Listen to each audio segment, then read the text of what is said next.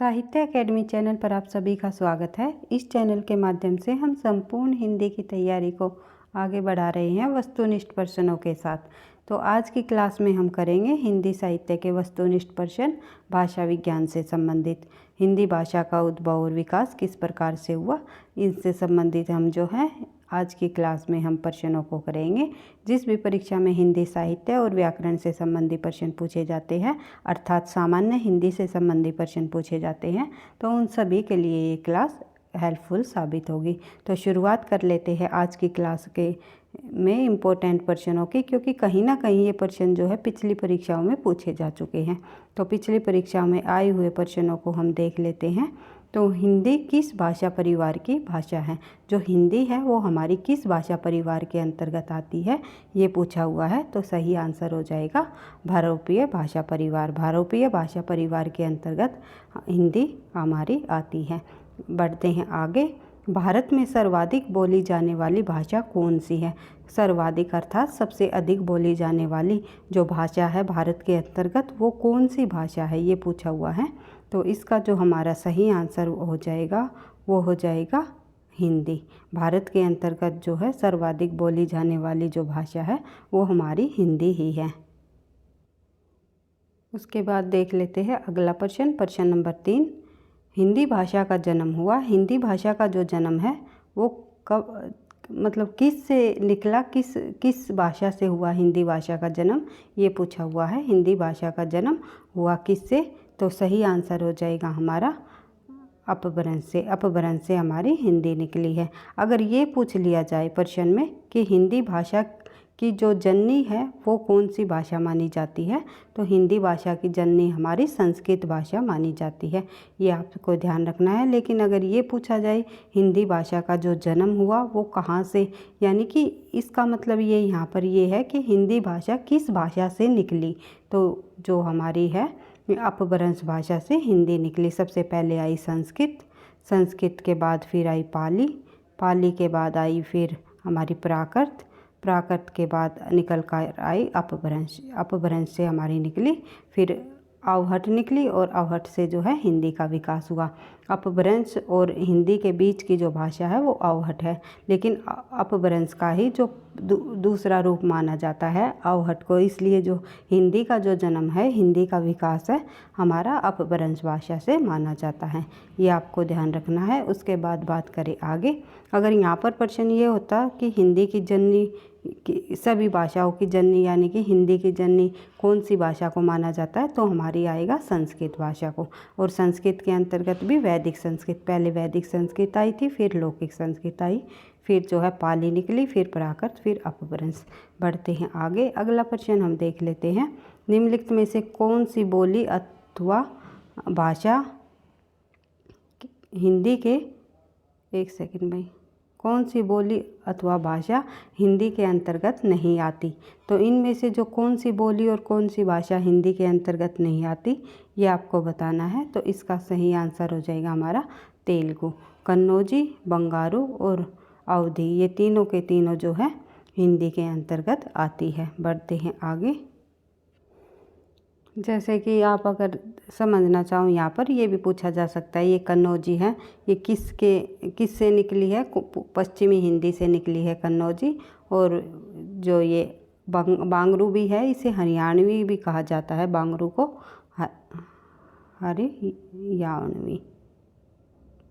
हरियाणवी भी कहा जाता है भाई, और इसको आपको ध्यान रखना है। और जो बांगरू है ये भी पश्चिमी हिंदी से निकलने वाली एक भाषा है। उसके बाद बात बोली है। उसके बाद बात करें अवधी की। अवधी जो है पूर्वी हिंदी से निकली है। तो ये सभी की सभी हिंदी से निकलने वाली भाषाएं है, लेकिन जो है तेलुगु जो है हिंदी से नहीं निकली। बढ़ते हैं आगे।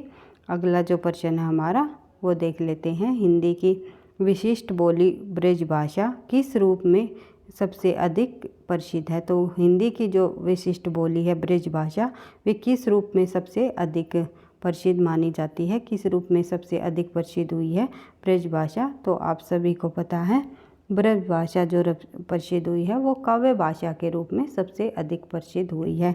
जैसे कि हमें आदिकाल से लेकर कुछ कुछ शब्द जो है आदिकाल की रचनाओं में भी हमें ब्रज भाषा को के देखने को मिले हैं। और साथ ही फिर भक्ति काल के अंतर्गत तो पूरे के पूरा जो हमारा रचनाएं ब्रज भाषा में लिखी जाने लगी, जैसे कि सूरदास जी की जो साहित्य लहरी रचना है। और सूरदास जी ने काफ़ी सारे सूरदास जी ब्रज भाषा के प्रसिद्ध कवि रहे हैं। और साथ ही जो है सूरदास के बाद नंददास ब्रज भाषा से संबंधित कवि रहे हैं, प्रसिद्ध कवि माने जाते हैं। उसके बाद रीतिकाल की बात करें तो हम पूरा का पूरा रीतिकाल जो है हमारा ब्रज भाषा में लिखा गया है। उसके बाद आधुनिक काल की जब हम बात करें तो भारतेंदु युग तक जो है ब्रज भाषा का में रचनाएं लिखी जाने लगी थी, लेकिन बाद में जो है आधुनिक युग के अंतर्गत भारतेंदु युग के बाद द्विवेदी युग में जो है खड़ी बोली का विकास होने लग गया था। तो ब्रज भाषा के रूप में, काव्य भाषा के रूप में जो है हमें सबसे अधिक प्रसिद्ध कौन सी भाषा मानी जाती है? ब्रज भाषा को माना जाता है। तो बढ़ते हैं आगे। अगला प्रश्न हमारा ढूंढाड़ी बोली है। तो ढूंढाड़ी किस प्रकार की बोली है? पश्चिमी राजस्थानी है, पूर्वी राजस्थानी है, दक्षिणी राजस्थानी है या उत्तरी राजस्थानी है? तो ढूंढाड़ी हमारी जो है किस प्रकार की बोली है? तो ये आपको बताना है। तो सही आंसर हो जाएगा हमारा पूर्वी राजस्थानी। ढूंढाड़ी हमारी पूर्वी राजस्थानी है। शायद इससे पहले एक प्रश्न हमारा रह जाता है, तो देख लेते हैं ये भी। भारतवर्ष में हिंदी को आप किस वर्ग में रखेंगे? तो भारतवर्ष में जो है हिंदी को आप किस वर्ग में रखेंगे? तो भारतवर्ष में हम हिंदी को राजभाषा के रूप में मान्यता देते हैं। बढ़ते हैं आगे। अगला प्रश्न हमारा ब्रज बोली नाम से जानी जाती है। तो ब्रज बोली नाम से कौन सी भाषा को क्या जानी जाती है, मतलब क्या जाना जाता है ब्रज बोली नाम से? तो पुरानी पंजाबी, मराठी, गुजराती या पुरानी बांग्ला?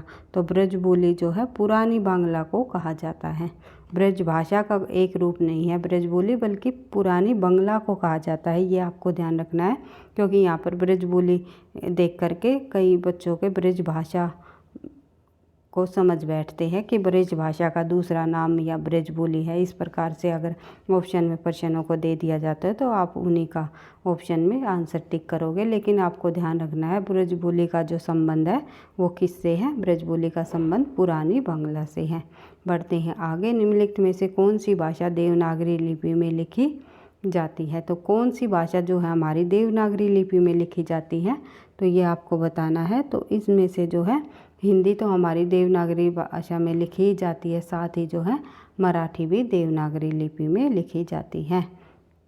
उसके बाद बात करें आगे। अगला हमारा प्रश्न है, एक पंक्ति दी हुई है। 1 मई के 2 बेटे रहीन, ओह माँ लहुरा अपने बाप से कहिस, दादा धन माँ जवन हमर बखरा लागत होए तवन हमका दे दे। ये जो पंक्ति दी गई है तो ये पूछा हुआ है ये किस भाषा या यह अवतरण हिंदी के किस बोली का है, यानी किस बोली की पंक्ति है, ये आपको बताना है। तो हमारा इसमें सही आंसर हो जाएगा अवधी। ये अवधी की बोली के जो पंक्तियाँ हैं। बढ़ते हैं आगे। अगला जो प्रश्न है हमारा, निम्नलिखित में से कौन सी भाषा संस्कृत की अपभ्रंश है? तो इनमें से कौन सी भाषा संस्कृत की अपभ्रंश है, ये आपको बताना है। तो इसका जो सही आंसर हो जाएगा हमारा संस्कृत की जो अपभ्रंश है, खड़ी बोली, ब्रज भाषा, अवधी या पाली? तो सही आंसर हमारा इसमें हो जाएगा पाली। कौन सी भाषा संस्कृत भाषा की अपभ्रंश मानी जाती है? तो पाली को, यानी पाली संस्कृत भाषा से ही निकली है। सबसे पहले वैदिक संस्कृत आई, फिर लौकिक, फिर जो है पाली का विकास हुआ। उसके बाद बात करें आगे। प्रश्न नंबर हमारा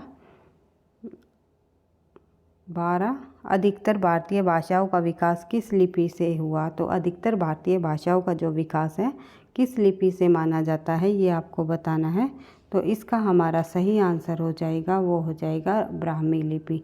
अधिकतर भारतीय भाषाओं का जो विकास है ब्राह्मी लिपि से हुआ। हिंदी भाषा किस लिपि में लिखी जाती है? तो आप सभी को पता है हिंदी भाषा जो है देवनागरी लिपि में लिखी जाती है। वर्तमान हिंदी का प्रचलित रूप बताइए। तो वर्तमान हिंदी का जो प्रचलित रूप है वो क्या है, वो आप सभी को पता है। वर्तमान हिंदी के जो है प्रचलित रूप खड़ी बोली है। जैसे जैसे हिंदी का जो विकास होता गया तो खड़ी बोली ने अपना स्थान ले लिया। तो सभी जो हिंदी साहित्य पहले काव्य खंड जो है ब्रज भाषा में लिखा जाता था आधुनिक काल तक, उसके बाद जो है काव्य खंड और गद्य खंड दोनों ने जो है खड़ी बोली में लिखा जाने लगा। बढ़ते हैं आगे। अगला प्रश्न हमारा, हिंदी भाषा की बोलियों के वर्गीकरण के आधार पर छत्तीसगढ़, एक सेकंड भाई, छत्तीसगढ़ी बोली है। तो हिंदी भाषा की बोलियों के वर्गीकरण के आधार पर छत्तीसगढ़ी बोली है। कहाँ से निकली है छत्तीसगढ़ी बोली, ये पूछा हुआ है। तो इसका हमारा सही आंसर हो जाएगा, वो हो जाएगा पूर्वी हिंदी। छत्तीसगढ़ी जो है पूर्वी हिंदी से निकलने वाली बोली है। अवधी, बघेली और छत्तीसगढ़ी, अवधी, बघेली और छत्तीसगढ़ी, ये तीनों की तीनों बोलियाँ पूर्वी हिंदी की है। और वेरी वेरी इंपॉर्टेंट प्रश्न है ये। प्रश्न हमेशा परीक्षा में पूछा जाता है, निम्नलिखित में से पूर्वी हिंदी की बोली कौन सी नहीं है, या कौन सी जो है पूर्वी हिंदी की बोली है, या निम्नलिखित में से पश्चिमी हिंदी की बोली कौन सी नहीं है। तो उनमें पूर्वी हिंदी की एक बोली को दे दिया जाता है अवधी, बघेली, छत्तीसगढ़ी में से आपको ध्यान रखना है। तो अवधी, बघेली और छत्तीसगढ़ी तीनों जो है पूर्वी हिंदी से निकलने वाली बोलियां हैं। बढ़ते हैं आगे। अगला जो हमारा प्रश्न है, निम्नलिखित में से कौन सी पश्चिमी हिंदी की बोली नहीं है। तो इनमें से कौन सी पश्चिमी हिंदी की बोली नहीं है, ये आपको बताना है। तो अभी मैंने आपको बताया था इस प्रकार से प्रश्न पूछा जाता है हमेशा। तो आपको पूर्वी हिंदी की तीनों बोलियों को बिल्कुल ध्यान रखना है, कौन कौन सी पूर्वी हिंदी के अंतर्गत आती हैं। तीन आती है, अवधी और दूसरा है बघेली, एक सेकंड भाई, और फिर है छत्तीसगढ़ी। आई होप आप समझ रहे होगे, थोड़ा लिखा नहीं जा रहा है यहाँ पर। तो तीनों की तीनों जो ये बोलियाँ हैं पश्चिमी हिंदी के अंतर्गत नहीं आती, पूर्वी हिंदी के अंतर्गत आती है। तो इनमें हमारा आंसर हो जाएगा डी, बघेली, जो कि पूर्वी हिंदी की बोली है। बुंदेली, ब्रिजभाषा और कन्नौजी तीनों के तीनों जो है पश्चिमी हिंदी से निकलने वाली बोलियां हैं। बढ़ते हैं आगे। अगला प्रश्न देख लेते हैं। भारतीय संविधान में किन अनुच्छेदों में राजभाषा संबंधी प्रावधान का उल्लेख किया गया। भारतीय संविधान के अंतर्गत कौन से ऐसे अनुच्छेद है जिसमें राजभाषा संबंधी जो भाषाओं का उल्लेख किया गया, ये आपको बताना है। तो इसका हमारा सही आंसर हो जाएगा 343 से लेकर 351 तक। 343 अनुच्छेद 343 से लेकर 344, 345, 346, 47, 48, 49, 50 और 51, 51(1) जो है, इन सभी में जो है राजभाषा संबंधी प्रावधानों का उल्लेख किया गया है। किस अनुच्छेद में क्या बात की गई है, इनको भी हम प्रश्न उत्तरों को माध्यम से करेंगे। तो देख लेते हैं आगे। अगला हमारा प्रश्न है, दक्षिण भारत हिंदी प्रचार सभा का मुख्यालय कहाँ से स्थित है। तो दक्षिण भारत हिंदी प्रचार सभा का मुख्यालय कहाँ स्थित है, ये आपको बताना है। तो सही आंसर हो जाएगा हमारा चेन्नई। जो दक्षिण भारत हिंदी प्रचार सभा का मुख्यालय है जो वो चेन्नई में स्थित है। बढ़ते हैं आगे। अगला प्रश्न है, हिंदी भाषा के विकास का सही अनुक्रम कौन सा है। हिंदी भाषा के विकास का मैंने आपको कई बार बता रखा है। सबसे पहले आई संस्कृत, फिर आई पाली, फिर प्राकृत, फिर जो है अपभ्रंश, फिर आएगी हिंदी। यहाँ पर संस्कृत नहीं दी गई, तो पाली, प्राकृत, अपभ्रंश और हिंदी, ये हमारा सही आंसर हो जाएगा। तो बढ़ते हैं आगे। अगला प्रश्न हम देख लेते हैं। संविधान के अनुच्छेद 351 में किस विषय का वर्णन है। तो 351 में हमें किस विषय का वर्णन देखने को मिलता है संविधान के अनुच्छेद 351 के अंतर्गत, ये आपको बताना है। तो इसका सही आंसर हो जाएगा हमारा हिंदी के विकास के लिए निर्देश। संविधान जो अनुच्छेद 351 में हिंदी के विकास के लिए निर्देश दिए गए हैं। बढ़ते हैं आगे। ब्रजभाषा है, ब्रजभाषा एक प्रकार से किसके अंतर्गत आती है, तो आप सभी को पता है, तो पश्चिमी हिंदी के अंतर्गत आती है। ब्रजभाषा का विकास हुआ पश्चिमी हिंदी से। बढ़ते हैं आगे। मगही किस उपभाषा की बोली है। तो मगही जो है, मगही किस उपभाषा की बोली है। तो मगही निम्नलिखित में से जो है बिहारी हिंदी के अंतर्गत आती है। उसके बाद बात करिए आगे। अगला प्रश्न हमारा देख लेते हैं, हिंदी खड़ी बोली किस अपभ्रंश से विकसित मानी जाती है। तो हिंदी खड़ी बोली किस अपभ्रंश से विकसित मानी जाती है, ये आपको बताना है। तो इसका जो सही आंसर हो जाएगा शौरसेनी अपभ्रंश से। हिंदी खड़ी बोली का जो विकास है शौरसेनी अपभ्रंश से निकली थी। शौरसेनी अपभ्रंश से निकली, जो पश्चिमी हिंदी और पश्चिमी हिंदी से निकली भाई पश्चिमी हिंदी। शौरसेनी अपभ्रंश से कौन सी निकली? पश्चिमी हिंदी। और पश्चिमी हिंदी से क्या निकली? खड़ी बोली। तो इस प्रकार से जो है खड़ी बोली का किस अपभ्रंश से विकसित हुई ये पूछा हुआ है, तो शौरसेनी अपभ्रंश से। बढ़ते हैं आगे। अर्धमागधी से निकली थी अवधी बघेली और छत्तीसगढ़ी, यानी कि पूर्वी हिंदी। पूर्वी हिंदी का विकास अर्धमागधी से हुआ और इससे निकली अवधी बघेली छत्तीसगढ़ी। इसी प्रकार बराहचर से खस और जो है सिंधी। बढ़ते हैं आगे। अगला प्रश्न हम देख लेते हैं। प्रश्न उत्तरों के माध्यम से ही आपके सभी जो है डाउट क्लियर हो जाएंगे। बढ़ते हैं आगे। भाषा के आधार पर भारतीय राज्यों की पुनः संरचना की गई है। तो भाषा के आधार पर जो भारतीय राज्यों की पुनः संरचना की गई है किस ईस्वी में, तो ये है आंसर हो जाएगा हमारा 1956 में। बढ़ते हैं। भाषाई आधार पर सर्वप्रथम किस राज्य का गठन हुआ। तो भाषाई आधार पर सबसे पहले किस राज्य पर का गठन हुआ ये पूछा हुआ है। तो सबसे पहले भाषाई आधार पर जो राज्य का गठन हुआ वो हुआ आंध्र प्रदेश का। बढ़ते हैं आगे। बघेली बोली का संबंध किस उपभाषा से है। बघेली बोली का जो संबंध है अभी हमने पढ़ा था, पूर्वी हिंदी से निकली अवधी बघेली छत्तीसगढ़ी। किस तिथि को हिंदी को राजभाषा बनाने का निर्णय लिया गया। तो किस जो समय को या तिथि को हिंदी को जो राजभाषा बनाने का जो है निर्णय लिया गया ये आपको बताना है। 14 सितंबर 1949 को हिंदी को राजभाषा बनाने का निर्णय लिया गया था। और इसी प्रकार से 14 सितंबर को हम हिंदी दिवस ही बनाते हैं। बढ़ते हैं आगे। कई बार पूछा जाता है हिंदी दिवस कब मनाया जाता है, तो 14 सितंबर को।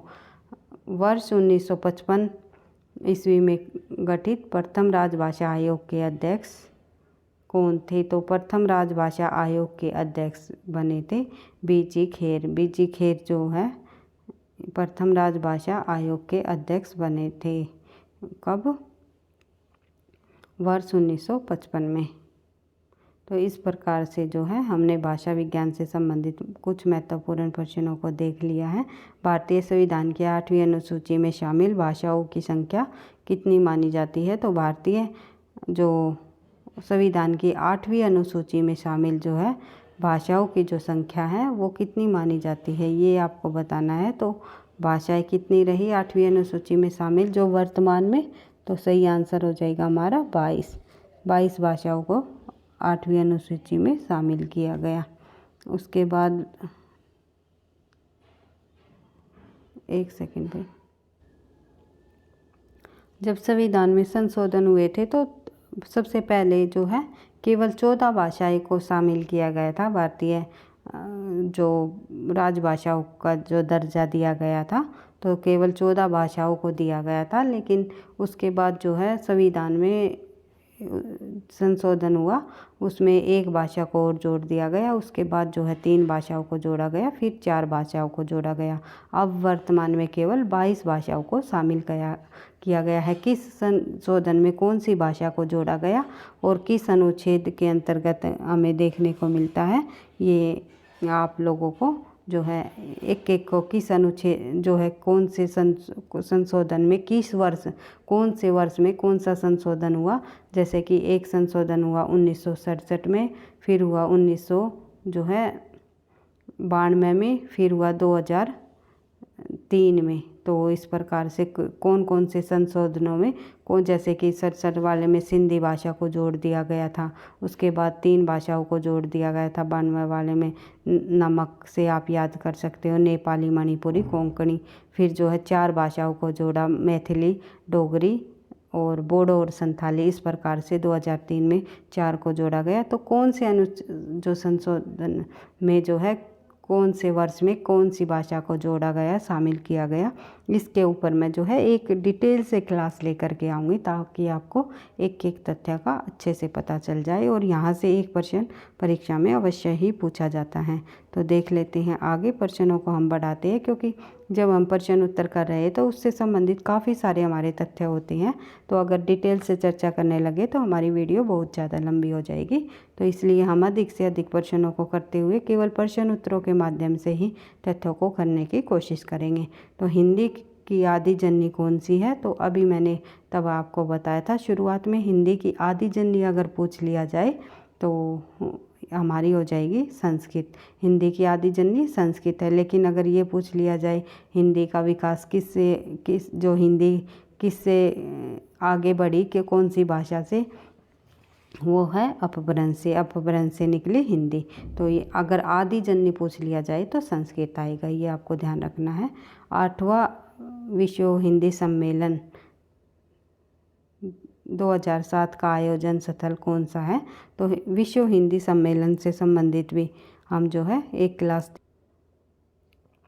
सबसे पहले जो विश्व हिंदी सम्मेलन हुआ वो कहाँ पर हुआ, किस वर्ष हुआ, उसके बाद जो है दूसरा कहाँ पर हुआ, किस वर्ष हुआ, इस प्रकार से विश्व हिंदी सम्मेलन से संबंधित भी आपको एक वीडियो मिल जाएगी।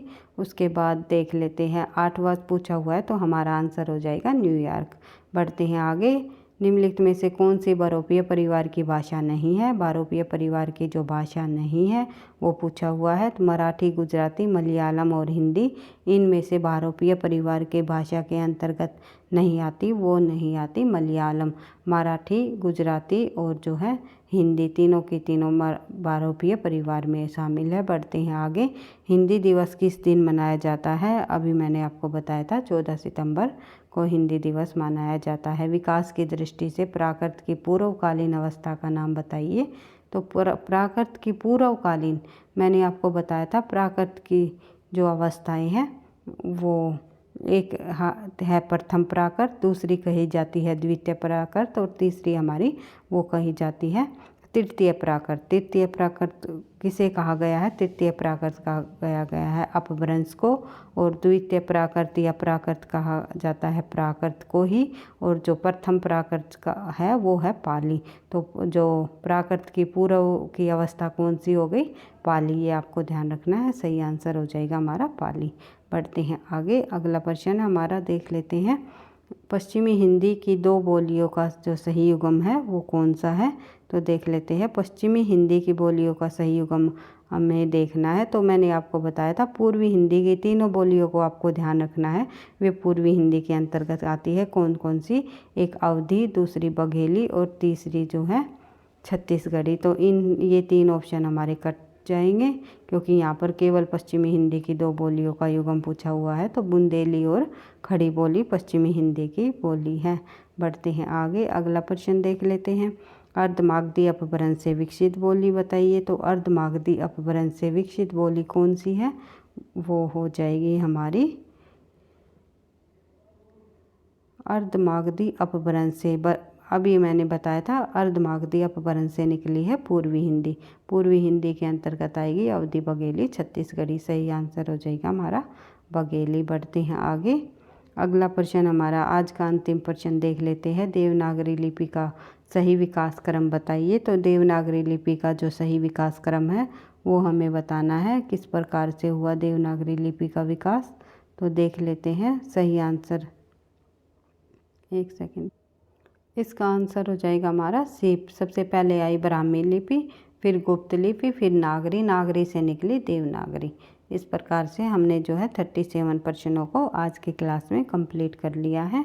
तो इसी प्रकार से संपूर्ण हिंदी के जो सामान्य हिंदी के अंतर्गत प्रश्न पूछे जाते हैं उनको हम धीरे धीरे करते हुए अपनी तैयारी को आगे बढ़ाते रहेंगे। हर रोज़ जो है मंडे टू फ्राइडे आपको इम्पोर्टेंट प्रश्नों की जो है आपको एक क्लास आपको यहाँ पर देखने को मिलेगी। इम्पोर्टेंट तथ्यों की जो है आपको हर रोज़ मंडे टू फ्राइडे एक क्लास हमारे इस चैनल पर आपको देखने को मिलेगी, जो है फिर मैं आपको कहना चाह रही हूँ, जो NTA नेट और TGT PGT परीक्षाओं के अंतर्गत जो है थोड़ा डेप्थ प्रश्नों को पूछा जाता है, लेकिन TGT PGT के अंतर्गत भी इन प्रश्नों को पूछा जाता है और NTA नेट के अंतर्गत भी। ऐसा नहीं है बिल्कुल ही ये जो वीडियो आपके लिए हेल्पफुल नहीं रहेगी, लेकिन हेल्पफुल रहेगी, लेकिन उन बच्चों के लिए अधिक हेल्पफुल रहेगी जिसके जो बच्चे सामान्य हिंदी से संबंधित जो परीक्षाओं में प्रश्न पूछे जाते हैं उन परीक्षाओं की तैयारी कर रही हैं। जैसे कि रेलवे की परीक्षा हुई, लेखपाल की परीक्षा हुई, UPS जो है, और अन्य जो परीक्षाएं हैं जैसे कि हमारी जो TGT PGT की परीक्षा हुई उनमें भी काफ़ी सारे प्रश्न पूछ लिए जाते हैं। और जैसे UP पुलिस की परीक्षा हुई, तो जिस भी स्टेट में हिंदी साहित्य से संबंधित प्रश्न पूछे जाते हैं जिन परीक्षाओं में, उन सभी के लिए ये क्लास काफ़ी मददगार साबित होगी। तो वीडियो आपको पसंद आई तो लाइक करना, दोस्तों के साथ शेयर करना, चैनल पर पहली बार हो तो सब्सक्राइब कर लेना। थैंक यू, धन्यवाद।